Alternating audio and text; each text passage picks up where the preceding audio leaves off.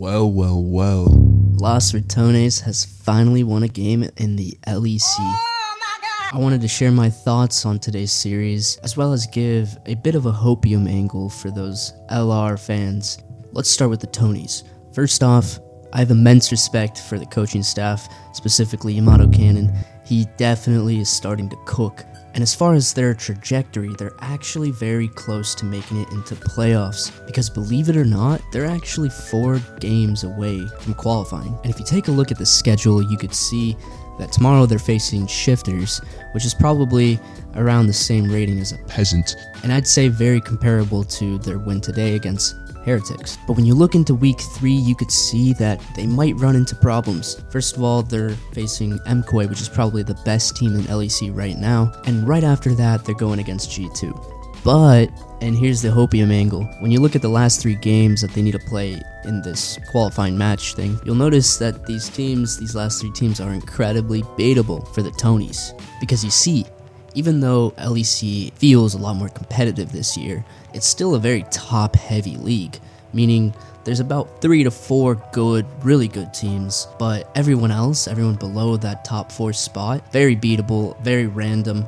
and it's also best of ones. So if you're high on copium, anything is possible, my dudes. But let's get to the actual breakdown of this match and start with their draft. So like I said, YamatoCannon has really been cooking, but a very fair critique that you may have for the LEC in general is that most teams simply just copy the Korean drafting, which can not only lead to some boring games, which could feel like a watered down version of Korean League, but also leaves fans a bit stranded when it comes to the hopium angle for international tournaments. And I'm here to say that this take overall is only semi-true, but I'm getting ahead of myself because guys, like I said, this draft is fucking beautiful. And I mean, there's obviously room for improvement. I think the Kled specifically is kind of a poop pick, but it fits within the theme of what they want to do this game. Because LR is running on a very strict game theory. And before I get into the context of why they draft the way they did this game as well as previous games, this is all coming from the fact that the game is now zoomer pilled. Minions spawn faster, they literally walk faster. Warding has never been easier before with the new Phalite system, and objectives actually require a team in order to take, and as for the role quests, it's really just fluff. But what does this all mean for LR, the Tonys? Well, you see, LR likes to operate on one key fundamental, and that is that every champion kit in the game functions better when the enemy is walking into them. Now, I'm not going to get into the specifics of this because, frankly, this concept deserves an entire video. But what that basically means is that LR doesn't really like to draft those big wombo combo drafts, combo nation in the nation, teamfight drafts type shit. And the most ideal draft for the Tonys is that they usually go for some kind of strong topside champion that can hold his own and just create pushes on pushes, while also having some flanking ability. They treat the bot side the same way, where those 2 champions, they would rather just have them push and have prio in the lane phase. And the juice of the draft really comes from mid-jungle synergy. And as you see in this gameplay, you'll notice that it's very hard to gank top lane and bot lane due to the new Phalite system. However, mid lane is quite the opposite. This lane is really short, which is why it's paramount for LR to draft a really good mid-jungle as well as support combo so they could do constant 2v2s and 3v3s in the mid lane. And as the game progresses, the strategy becomes even simpler.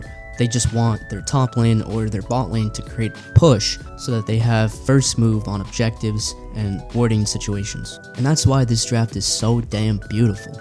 You got the Ryze Mundo combo, which is specifically just meant for the 2v2 plays.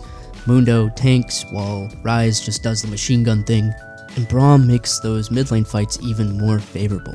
It just happens to be a bonus that Braum Caitlyn is also a strong pushing combo.